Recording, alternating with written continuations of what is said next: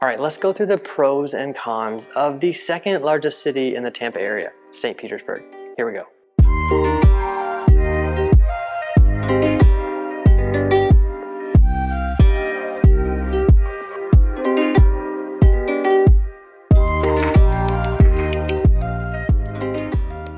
I'm Sam, and this is the Living in Tampa channel, where we make these videos for you about what it's like to live and move to the Tampa area, the whole Tampa area, St. Petersburg included. But more than we love making these videos and adding this value to you, we would love a chance to earn your real estate business in the Tampa area. Our phone number and email are right there on the screen and in the description down below. If you're thinking of buying, selling, moving, whatever it is, we would love to hear from you. So give us a call, text, or email anytime. When it comes to population and the sizes of these different towns that make up the Tampa area, it gets a little bit confusing. So you can look at the counties. You can look at Hillsborough County, Pinellas County, and Pasco County as the primary counties. Or you can look at the towns, Tampa, St. Petersburg, Clearwater. But even that, so Tampa is like 400,000 people. But you're like, wait, I thought Tampa was a big city. Isn't it like 3.5 million? Yes, the overall Tampa, St. Petersburg, Clearwater metropolitan statistical area is up there. Tampa is about 400,000. St. Petersburg is about 250,000. So number 2 city here in the area really is like a connection of Tampa. But let's go through some of the pros and cons of St. Petersburg. And of course, we've talked about this kind of stuff before in other St. Petersburg videos, but I want to just share some updates and share some new insights. So right now I'm in an area called Shore Acres. This is a house that we have under contract for a client that's moving here from South Carolina. This is a super cool area with water on a few different sides of it, really close to another really coveted area called Snell Isle. And we'll share some stories related to this house as we get into some of the pros and cons. But let's start with the pros. Pro number 1 is that St. Petersburg is not Tampa. So why do I even bring that up? I just said they're the same, now I'm saying they're different. They are different. Now, if you're moving here from somewhere else, you're gonna think, oh, they're all just kind of connected, and the reality is they are. But Tampa has more congestion, has more industry, has the airport, has more stadiums, has more tourists coming for just like city things. The people that live in St. Petersburg are really happy that they don't live in Tampa. Very often they're saying they don't even want to go across the bridge to go into Tampa for anything, because everything they need is right here in St. Petersburg. But that pushes us right into pro number 2, which is easy access to everything in Tampa. So it is just right across the bridge, then you're like right by the airport, you're right by downtown, you're right by South Tampa. All that stuff is really easy and simple to get to. Now that bridge is gonna get backed up occasionally, but it's still very easy to get to it. And a lot of the things that you associate with Tampa, once you're here, you'll realize, oh, those things are in St. Petersburg, or those things are in Clearwater, or those things are over by in the beaches. Like, all those are different kind of areas that make up this bigger area. Okay, pro number 3 of St. Petersburg, Florida, easy access to the beaches. So St. Petersburg proper doesn't really have a beach. But if you go west of here over to St. Pete Beach, separate town, you've got one of the best beaches in the country. A bunch of beaches along there. As you go further south, you go down into like Shell Key, Tierra Verde. As you go north, you go into Indian Rocks Beach, Madeira Beach, Reddington, Sand Key, all the way up to Clearwater Beach, all the way up to Honeymoon Island. All those are pretty easy access from St. Petersburg, especially St. Pete Beach. There's even a bus that goes from downtown St. Pete all the way across along Central Avenue all the way to St. Pete Beach and back. It just goes back and forth. Okay, pro number 4 of St. Petersburg is the food culture. So I was showing some houses here a couple weeks ago here in Snell Isle, some really big houses. And they were asking the guy that was showing us some places for some food recommendations for the evening. And he was recommending like some pretty fancy places right along the water, kind of facing the pier in St. Petersburg. And my default was like, no, there's like cooler places if you turn the corner and go down Central Avenue. So you have these 2 different tiers of food. You have really good food, really fancy food right along the water. Then as you go west on Central Avenue runs east and west right through the middle of downtown St. Petersburg. There's good food throughout, whether that's little dive bars or that's Cuban places or seafood places. There's a ton of good food all along there for miles.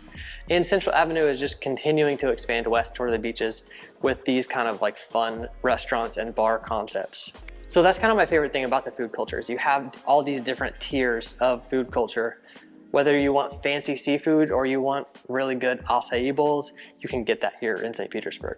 Okay, pro number 5 is unique neighborhoods. As I said, the one I'm in right now, Shore Acres and Snell Isle, these neighborhoods and even like the historic northeast part of St. Petersburg have really interesting vibes, really cool old houses, whether that's really old, like early 1900s, or really unique mid-century modern 50s and 60s places. So this one cluster of neighborhoods is really super cool. Then as you go south and west of here, so this will be just west of I-275, but north of Central Avenue, you have historic Kenwood, you have Distant Heights, and then you have Central Oak Park. All very similar neighborhoods, historic Kenwood being kind of the most coveted of those neighborhoods, but those other ones being super, super similar. I had some clients that were shopping in St. Petersburg for quite a while, and one of their goals was to be biking distance to a certain place on Central Avenue that they really liked. And as long as they could bike there within 15 minutes, they were good with the place. So we looked at all those neighborhoods until we found the right solution. Okay, pros and cons. Now let's talk about the cons. Con number 1 is a lot of the houses in the whole St. Petersburg area are pretty old. So this house that I'm in right now was built in the 60s.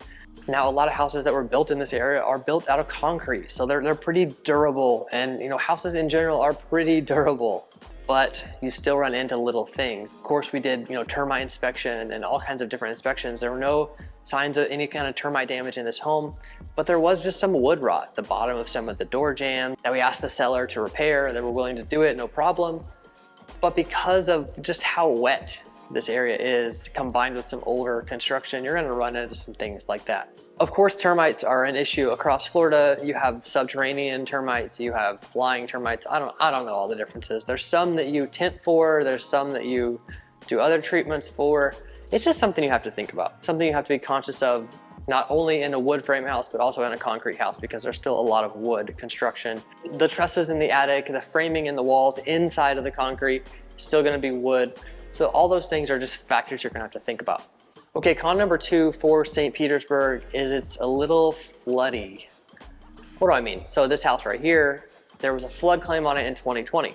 The flood insurance though is $200 a month, which honestly is pretty affordable when you combine that with the knowledge of a recent flood claim.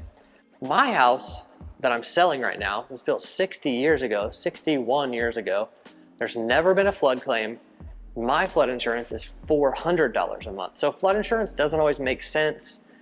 One thing about flood insurance, if it's backed by FEMA, like on this house right here, our clients can actually take over this policy. So they don't have to get a new quote. They don't have to deal with new price increases just by like reissuing the policy. They can take over that existing policy and keep it going. And about half of our clients that we've helped purchase homes in St. Petersburg have flood insurance. Not all of them do though. And sometimes they're minor, they're $100 a month, or this one $200 a month. It might not be a big game changer for you depending on kind of what your price range is to start with. Okay, number 3 con for St. Petersburg is population density. As I talked about previously, this county, Pinellas County, is the most densely populated county in the whole state. Now, of course, it's still not super dense compared to other places in the US or other places in the world. Obviously, it's not like Manhattan, it's not like Mumbai, like it's reasonable, but there are still some issues related to density. Number 1 being obvious, space. Like there's just not big lots. We recently moved to a house that's on an acre.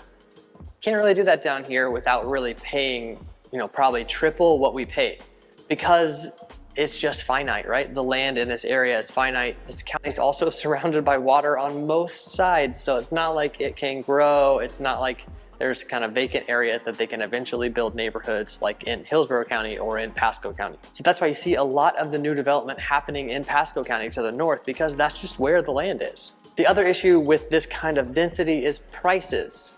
Just as I said, like everything is just finite. So let me give an example of this. A couple years ago, we sold a house here in Snell Isle, just the neighborhood to the south of this, Snell Isle.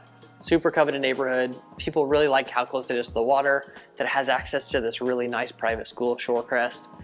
Well, we helped our client buy this house, little house, 1,200 square feet for $1.1 million. There was another offer that was a little bit less than ours, and that person was just gonna tear it down and build a new house. Because the land here is so finite, prices just get high. That's just how it is.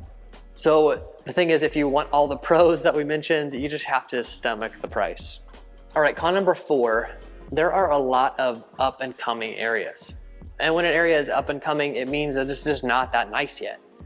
There's a lot of pockets throughout St. Petersburg that you'll drive through where you're like, this is kind of gentrifying. And to a lot of you, this is not a big deal at all. Most of our clients don't care about this kind of thing, but some of them do. They want to be in an area that feels like it's established, that it's not like constantly going through new development, like people aren't tearing down houses, like strip malls aren't getting torn down and new things being built, whatever it is, all those kind of things that are related to an area that is growing and that is kind of being renovated. And that's part of living in an older town like this too. Okay, we made it to con number 5. Con number 5 is traffic. Of course, you could say, yeah, you already said it's dense, it's crowded, whatever, but traffic is kind of rough because the through streets in all of this area are not very consistent. Of course, I-275 goes north and south through this area, but it gets pretty crowded. Other streets that go across, they're just big local roads. They're not highways. So getting around this area can take some time. And that lack of streamlined infrastructure combined with the population density just makes traffic pretty rough. On top of all that, you have a lot of people commuting into the area. So I have some clients that live on the other side of the Skyway Bridge, but then commute into St. Petersburg to work at the hospital.